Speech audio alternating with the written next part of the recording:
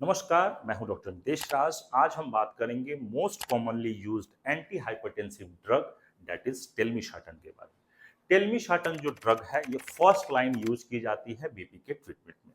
BP के treatment में first line जो दवाइयां होती हैं जिसके अंदर एआरबी होता है ग्रुप, एसी इनहिबिटर होता है, डायूरेटिक्स होता है और कैल्शियम चैनल ब्लॉकर होता है। और आपको मालूम है कि टेल्मिशार्टन जो है एआरबी के अंदर आता है। अब जो है एआरबी जो है ये टेल्मिशार्टन ये कैसे काम करता है? क्योंकि इसका नाम ही है एंजियोटेंसिन रिसेप्टर ब्लॉकर। ये एंजियोटेंसिन रिसेप्टर जो होता है 2 इसको ब्लॉक करता है और उसके चलते जो देखा जाता है कि ब्लॉक होने के चलते जो वेसल्स है वो डायलेट होते हैं और वेसल्स डायलेट होता है तो बीपी कमता है। अब इसके क्या-क्या बेनिफिट्स हैं, कहाँ-कहाँ यूज करते हैं? तो पहला यूज तो आप जानते ही हैं कि बीपी के मरीजों में करते हैं। और भी देखा गया है इसका यूज, जैसे कि बहुत बार जो है जो रिस्क होता है कार्डियोवैस्कुलर रिस्क जो है इसको ये कम करता है। डोज इसका क्या होता है? डोज अगर की बात करें तो 20 से लेके 80 मिलीग्राम तक होता है। चूंकि इसका हाफ लाइफ जो है 24 घंटे के आसपास होता है, इसीलिए दिन में इसको एक बार ही दिया जाता है टेल्मिशार्टन को। अगर हम बात करें इसके साइड इफेक्ट की तो साइड इफेक्ट्स बहुत कम होते हैं। थोड़ा बहुत जो है फटीग और ये हाइपरकैलिमिया या कफ टाइप का हो सकता है, but it is very well tolerated. बात करें अगर प्रेगनेंसी में तो प्रेगनेंसी में इसे नहीं देते हैं। कोई भी एआरबी ग्रुप की दवा को हम प्रेगनेंसी में नहीं देते हैं।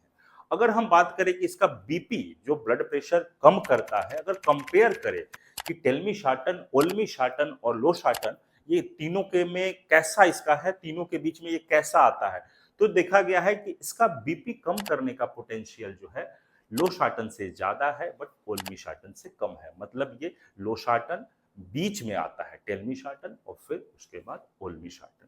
अगर हम बात करें और क्या एक्स्ट्रा यूजेस है, एक्स्ट्रा यूजेस में देखा गया है कि ये इंसुलिन जो रेसिस्टेंस होता है इसको ये कम करता है। मतलब इंसुलिन सेंसिटिविटी को बढ़ाता है, इंसुलिन रेसिस्टेंस को ब्रेक करता है। इसका मतलब है डायबिटिक पेशेंट में इसको दिया जा सकता है और बहुत आसानी से दिया जा सकता है। इंसुलिन रेसिस्टेंस ब्रेक होगा और उनका शुगर इंप्रूव होगा। बहुत बार ये भी देखा गया है कि कोलेस्ट्रॉल को भी ये इंप्रूव करता है।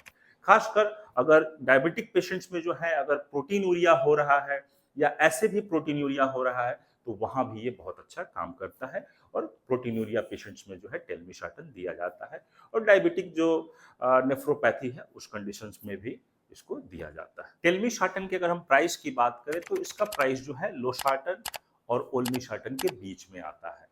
तो ये आप याद रखेंगे कि ना ही ये बहुत महंगा है ना ही ये बहुत सस्ता है।